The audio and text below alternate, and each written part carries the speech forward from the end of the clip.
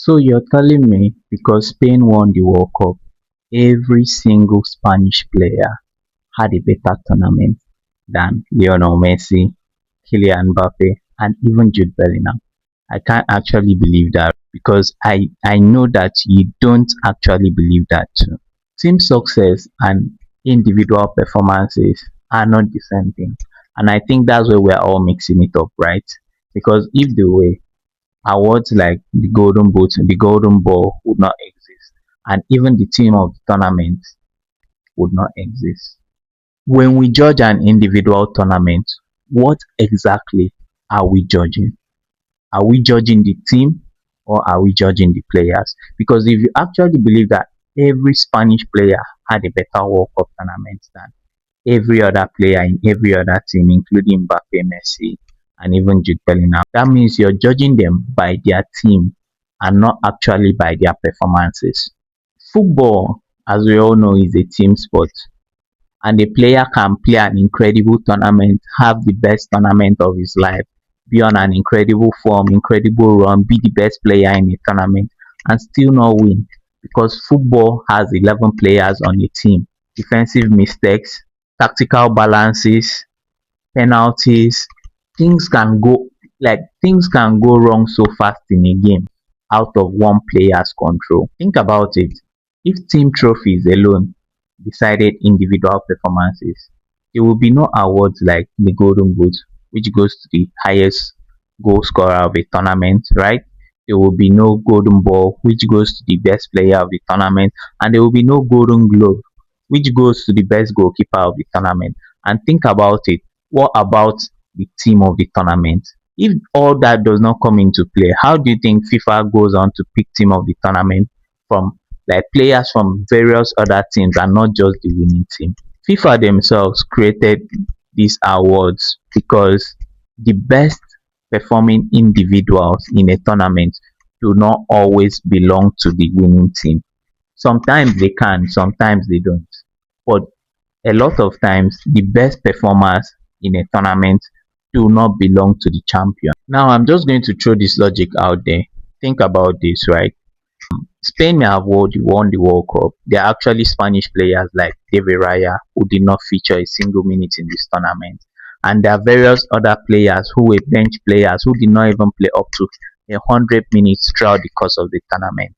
Are you going to say, using that logic, that every Spanish player had a better tournament than any other player of any other team? Are you going to use that logic to say that every Spanish player had a better player than Messi, who finished the tournament with 8 goals and 4 assists and was very, very pivotal to Argentina's run to the final?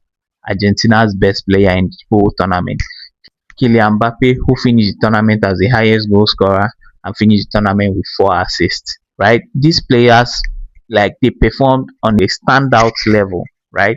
And even Jude Bellingham for England.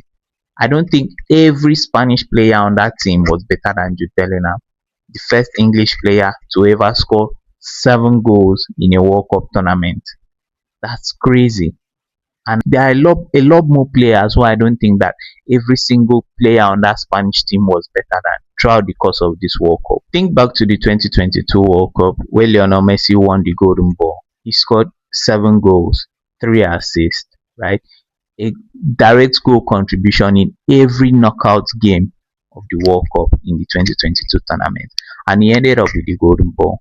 Do you think Lionel Messi ended up with the Golden Ball because Argentina won the tournament, or he was given the Golden Ball because of his performances for Argentina?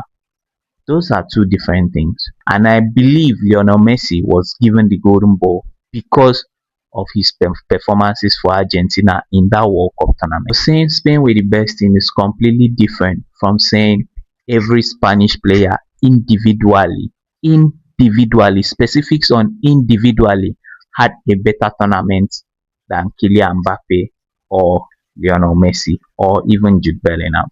Okay, let me put out this example. We all know the striker Erling Haaland is. He puts away chances, finishes chances, right? So let's say if Erling Haaland scores 40 goals in a single Premier League season, and somehow Manchester City don't end up winning the league, right? Another team wins the league. Do we suddenly go to saying that every single player on the team who won the league had a better individual season than Erling Haaland because that team won the league, right? Think about it. Think about it. I think the biggest mistake we make as football fans lately is not being able to separate individual achievements and team achievements, because these two things, they measure different things. Winning the World Cup makes your team a better team, right? It doesn't automatically make a player in that team better than every other player they beat in another team. Football, as we all know, has always rewarded two things: individual greatness and collective greatness. Sometimes they belong to the same player and sometimes they don't. And that's the reason why individual awards like the Golden Ball, the Golden Boots, the Golden Gloves, and even the team of the tournament exist. Because not every player that performs in a tournament is always on the winning side. And even the football governing bodies know this.